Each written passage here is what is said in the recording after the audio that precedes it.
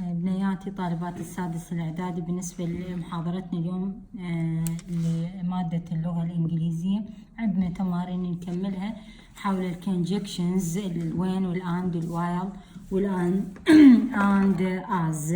عندنا exercise C in your activity book at page 6. قال لي complete the sentences، اكمل الجمل with your own ideas، بأفكارك انتي. هذا الصيغة بالوزاري نادرا ما تجينا، بس نقول أخاف تجينا، تعتمد على معنى الجملة وعلى القاعدة. عندي نمبر 1 I was running، كنت أركض and إذا الجملة اللي راح أسويها ماضي بسيط، لأن قلنا الآند جملتها ماضي بسيط، الجملة الثانية ماضي مستمر. and I broke my leg، وكسرت ساقي، جملة بزمن الماضي، فاعل، بريك أصلا ماضي مالته بروك، complement of the sentence.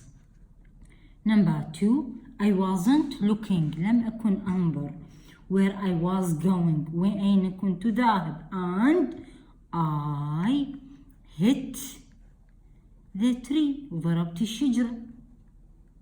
اوكي، ما منتبه يعني where I was going and I hit the tree، فاعل، فعل بالماضي، complement of the sentence. number 3 I was getting ready for school، كنت جاهز أو مستعد للمدرسة، وين عندما the door bell، جرس الباب، rang، دق الجرس.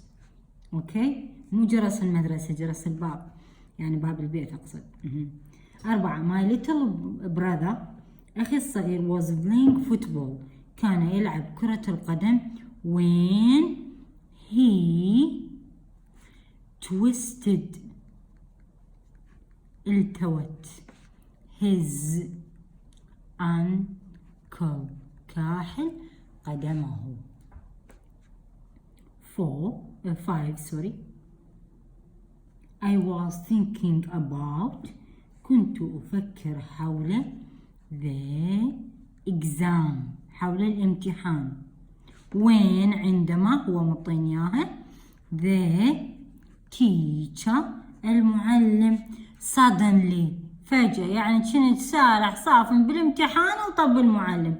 when the teacher suddenly past simple، جملة الوين، came in the class، دخل الصف. اوكي. number 6 while، بينما I was waiting the bus، جملة الوايل past continuous، إذا الجملة اللي أسويها past simple، بينما كنت أنتظر باص I saw، رأيت an accident، حادث. اوكي، هذه بالنسبة exercise C.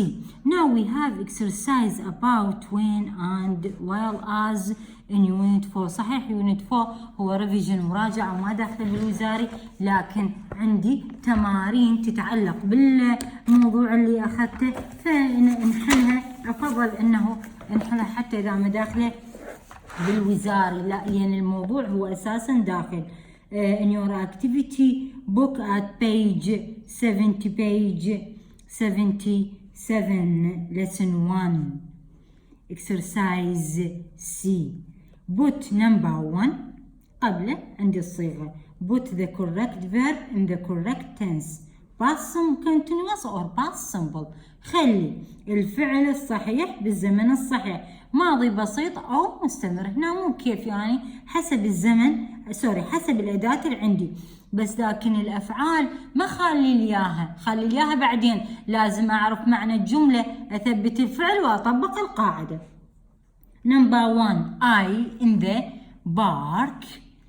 park when somebody dash a ball، كرة at me، منطيني sit، يجلس، kick، يرمي، يعني شنو، قاعد بالمتنزه وجا واحد ذب الطوبة علي. إذن بالفراغ الأول راح نخليه sit، وبالفراغ الثاني kick. نرجع نطبق القاعدة، جملة الوين تكون يا زمن ماضي بسيط، الكيك فعل قياسي، لازم شو يكون ED نضيف له. الجملة اللي قبلها past continuous الفاعل I تاخذ was. sit حرف صحيح قبل حرف علة واحد أضاعف الحرف الصحيح وأضيف ing للفعل. أوكي.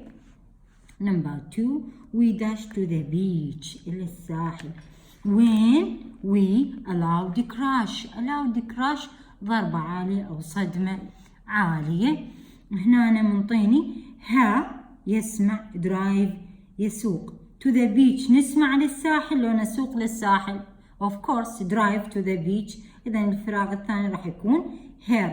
عندي وين أيضا جملة الوين ماضي بسيط وين إذا أقول when we heard هذا الفعل فقط أضيف دي irregular verb. الجملة اللي قبلها past continuous وجمع wow. drive ينتهي بحرف E يحذف حرف الإي عند إضافة ing فتصير we were driving to the beach when we heard a loud crash. Number 3 they dash in the desert means الصحراء when they a large snake means أفعى كبيرة. camp يخيم الأفعال. see يرى يعني كنا نخيم لو نرى في الصحراء نخيم في الصحراء يعني مسوين خيمة وقاعدين. وشنو شافوا large snake. إذا الفراغ الأول كام الفراغ الثاني see. أيضا عندي الأداة هنا when past simple when they saw رأى. أوكي. الجملة اللي قبلها past continuous they were camping كانوا يخيموا في الصحراء عندما رأوا أفعى كبيرة. Number 4 when I dash her at the airport مطار منى a long blue dress. منى منطيني هنا الفعل meet يقابل where يرتدي. إذا عندي مكان مطار إذا هذا ايش ناخذ الفعل meet يقابل.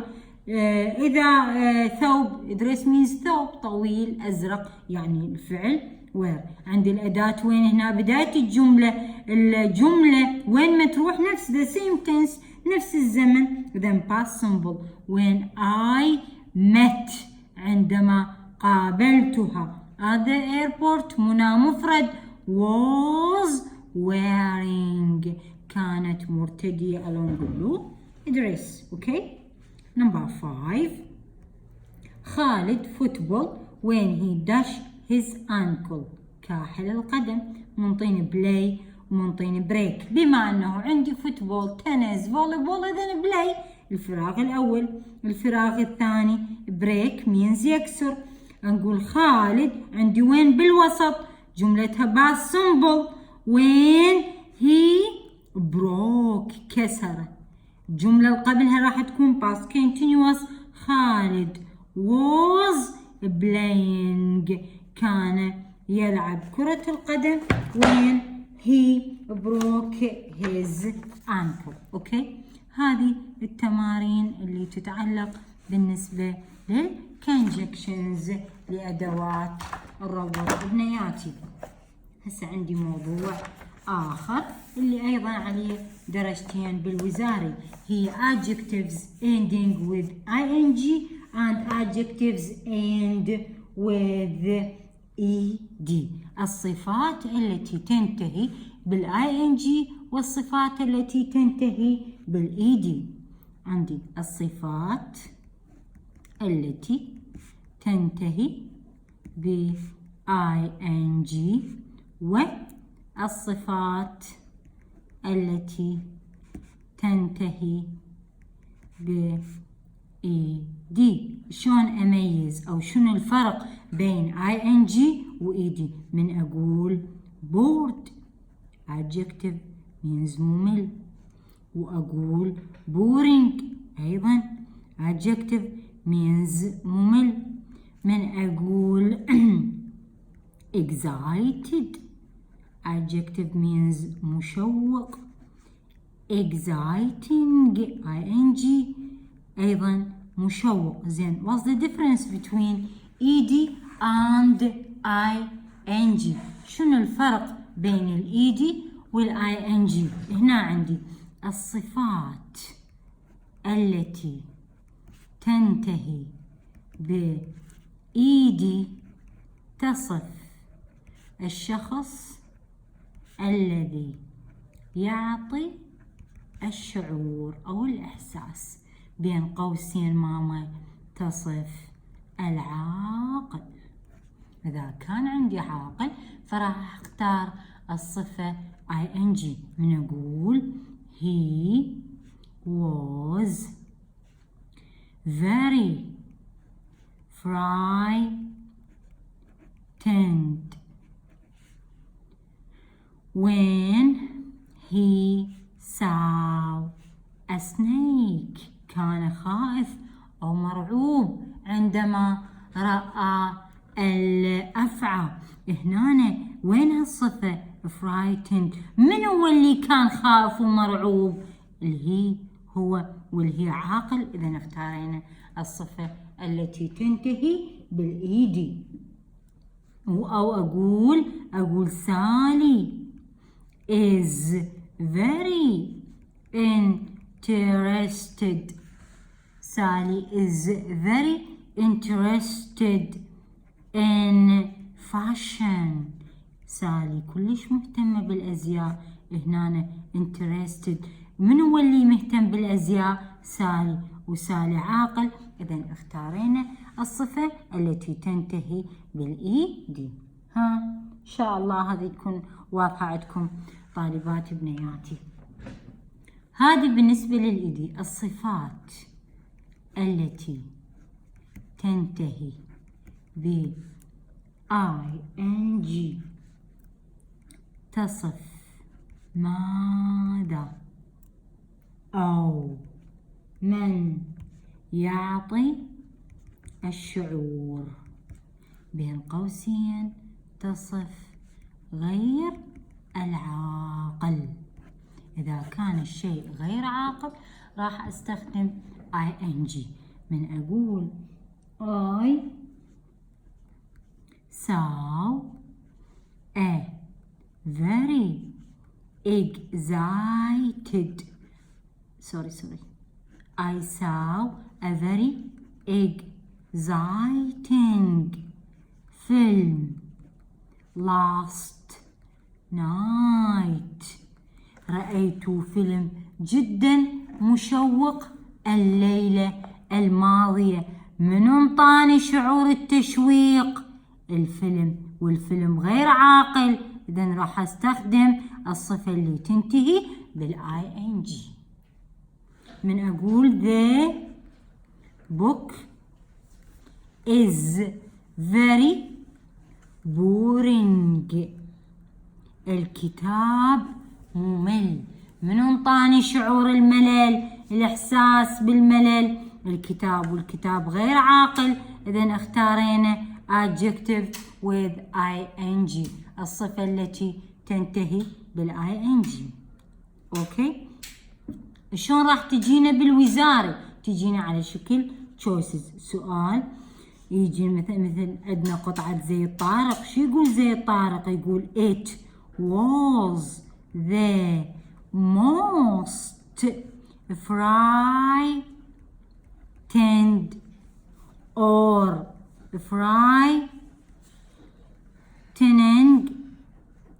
day of my life. كان أرعب يوم في حياتي.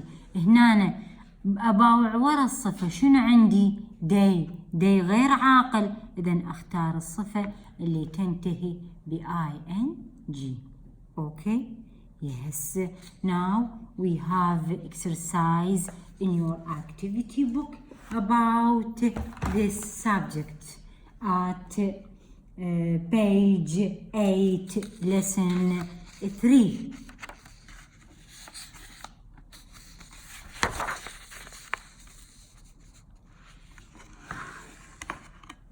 عندي ماما شو يقول؟ exercise E lesson 3 page 8 in your activity book. يقول لي خلي لي خط تحت الكلمة الصحيحة. كلهن جنب الوزاري 1 2 3 4 and 5. Number 1. She is not very interesting in fashion. She prefers books and music. تفضل الكتب والموسيقى. هنا عندي الصفة. شنو عندي الفاعل؟ الفاعل الشي عاقل أو غير عاقل؟ عاقل. إذا إيش راح أختار؟ إيدي لأن تصف الشخص الذي يمتلك الشعور. إذا نختار interested، هي غير مهتمة بالأزياء. Number 2. I saw رأيت a very excited or exciting film on TV last night. هنا بعد الصفة شنو عندي؟ إجاني اسم وفيلم غير عاقل. إذا إيش راح أستخدم ماما؟ exciting ing. Number 3. This book هذا الكتاب is very bored ممل ممل. I fell asleep أشعر بالنعاس، يعني بس ألزم الكتاب وغفيت. هاي هي. Whenever I try to read it، متى ما أحاول أن أقرأ. The book انطاني شعور الملل والبوك غير عاقل. إذن راح أستخدم boring ممل. Number 4. We were كنا frightening means مرعوب. When our car has broken down in the desert، من سيارتنا broken down means تعطلت في الصحراء. هنا باوع علما من الفاعل عندي we، الفاعل عاقل. إذن آخذ frightened مرعوب. Number 5. انتبه لهاي الجملة. He is هو very interesting person شخص ممتع. He has lots of great stories to tell. هنا احنا من نباوع person نقول عاقل.